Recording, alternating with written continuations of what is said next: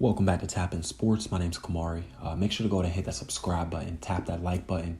Let us know in the comment section how you're feeling so we can continue to make content for fans just like you. So today we're hopping into Ime Udoka and his signing to be the next head coach for the Boston Celtics.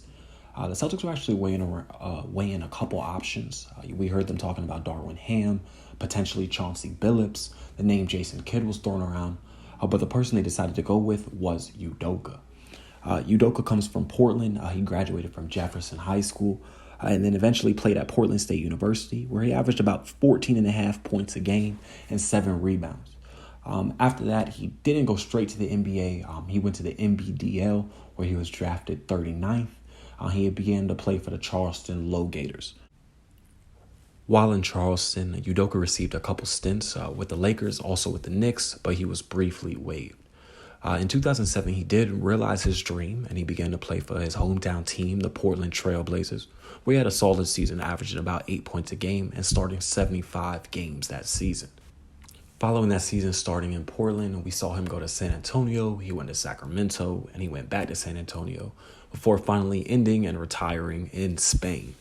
After retiring, he was able to coach under one of the greatest basketball minds in the NBA, in Greg Popovich, for 7 seasons in San Antonio, with the pinnacle of this being winning a championship in 2014. We saw him spend a season in Philadelphia before finally getting to Brooklyn in this previous season, a star-studded Brooklyn team who was loaded with Kyrie Irving and a Joe Harris, and not to mention Kevin Durant, and this was all before the addition of James Harden.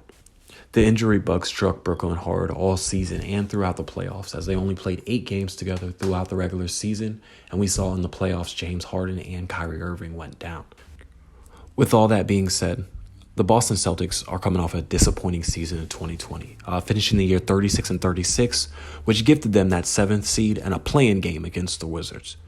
They abused the Wizards behind that big game by Jason Tatum and a disappearing act in Westbrook.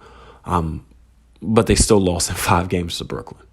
I mean, Udoka has potential Hall of Fame talent with these stars, Jason Tatum and Jaylen Brown. But there's going to be 3 issues that are plaguing the Celtics this season, and there's no way that they win a championship without him solving them.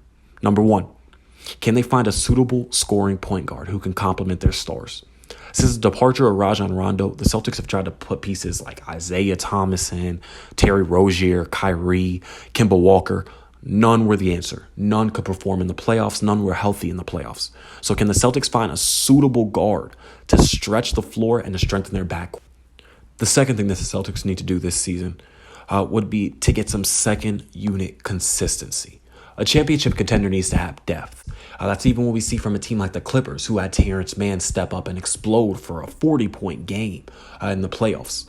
Once the starting unit checks out for the Boston Celtics, the Celtics are struggling to find continuity in the playoffs, and they were forced to plug in pieces like Grant Williams and Aaron Nesmith, Jabari Parker, Luke Cornett. This team needs to add a 3-and-D type of wing, similar to a Gallinari or a Bogdanovic, who can bolster their second unit and provide some scoring off of the bench that can allow Jason Tatum and Jaylen Brown and some of their starters to take a rest. And the last thing that the Celtics need to get into is, do you want it? Celtic basketball has been known to be gritty. It's been known to be aggressive. Marcus Smart really was the embodiment of that, I think, over the previous couple seasons. But in this last year, I don't think we really saw that from the Celtics. It seemed like loose balls weren't theirs. Those 50-50 balls, you can guarantee that the other team was taking them.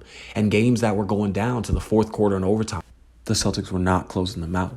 So what Udoka needs to do is take those connections that he has with Marcus Smart and Jason Tatum and Jaylen Brown, who all took a huge step forward during that 2019 FIBA World Cup, where he was one of the assistant coaches. But he needs to get them playing with that animosity again, with that aggression, with that sense of urgency, in order for the Boston Celtics to compete next year. Because we have no idea what's going to come next season. Victor Oladipo could be healthy, so we could see him paired with Jimmy Butler in Miami. Atlanta has been stunning this season in the playoffs, so next year they could come out ripping. We have no idea.